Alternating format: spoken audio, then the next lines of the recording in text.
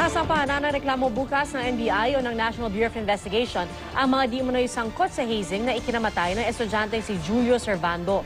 Kasunod yan ang pagsuko ng isa sa mga suspect. Ayon sa abogado ng Tau Gamma Phi Fraternity, pinag-iisipan na rin sumuko ng iba pang sangkot sa hazing. Live mula sa Maynila, may report si John Consulta. John.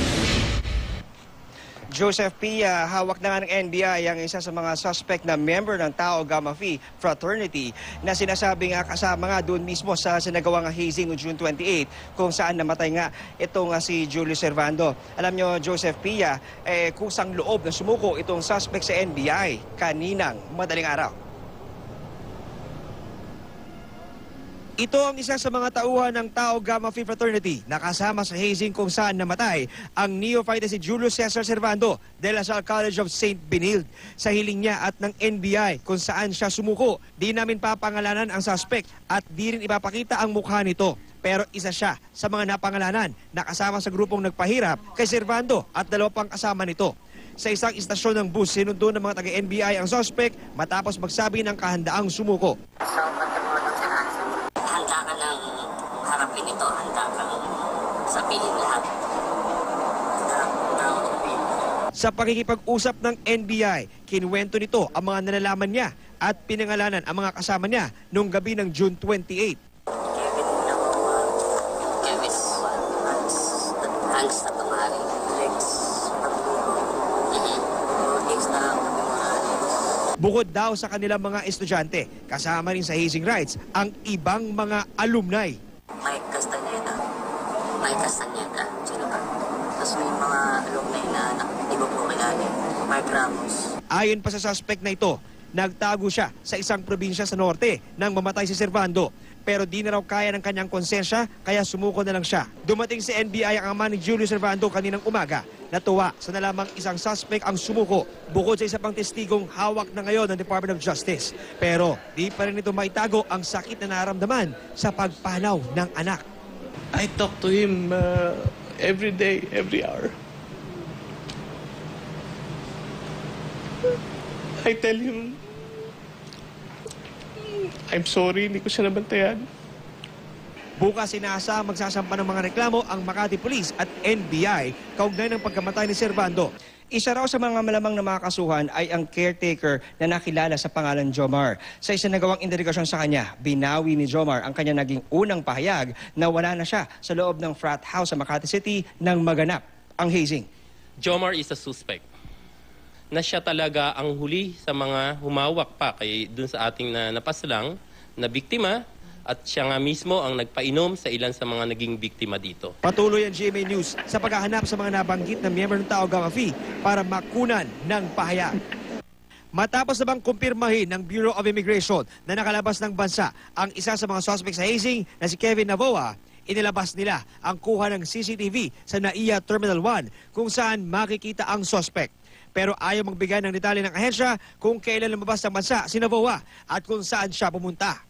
Samantala, dumalo naman sa roundtable discussion ng National Youth Commission ang abogado ng Tau Gamma Phi.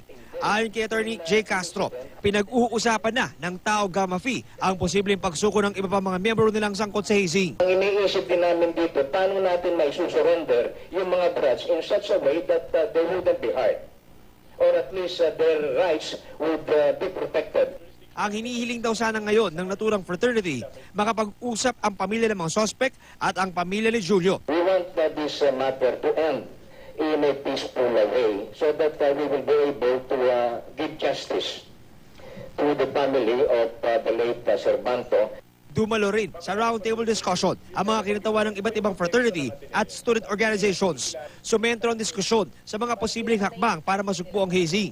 Panawagan naman ng ilan sa kanila, kilalanin ang mga frat bilang lehitimong samahan para raw mas madaling mamonitor ng mga eskwelahan ang mga aktibidad ng grupo. Pasado alas 5 kanina, Joseph Pia, na pinakita ng NBI dito sa media. Itong ang suspect na pinangalan ng si Segundo. Nakasuot ito, Pia, Joseph, ng hood at shades para di makilala at nanatiling tikom ang kanyang bibig. Dumiretso ito sa tanggapan ni Deputy Director Ricardo Panga ng NBI kung saan nag-aantay rin itong si Attorney Joel Tavera ng NBI-DIU para masimulan ang proseso ng pagkuha ng kanyang statement. Pia. So, John, malinaw yan na suspect ang turing sa kanya at dun sa mga sumuko, no, dahil hindi sila isinasailalim sa Witness Protection Program, hindi sila testigo. Tama ka doon, Pia, no? Sila ay tinuturing pa rin suspect sa mga oras nito.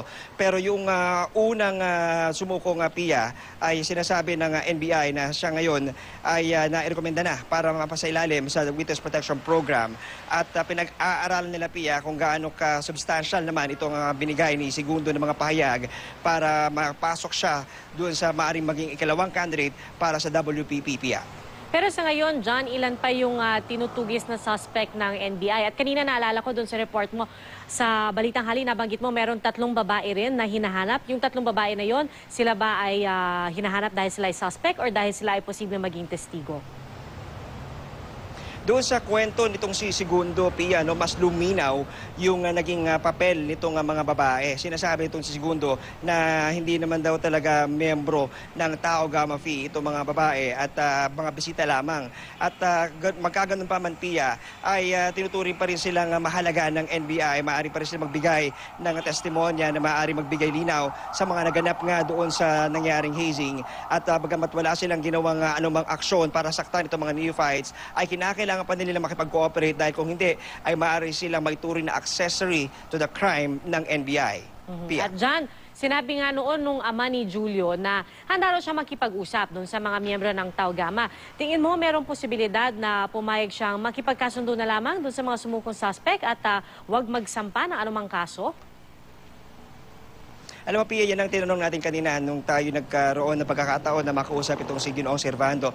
At maliwanag yung kanyang sinabi, Pia, no? Ipapaubaya na lamang daw niya sa NBI at Department of Justice yung pagsipat nung bigat nung mga nagawa nitong mga suspect. Subalit handa raw siya na ma-consider yung ilan sa mga suspect na pwede maging witness para nga mapagtibay itong kasong kinakasa ngayon ng NBI at inaasahan nga natin bukas, Pia, no? Sama-sama itong NBI at puwersa ng PNP, Makati Police, para nga magpunta dito sa Makati RTC para maihain itong reklamo, Pia.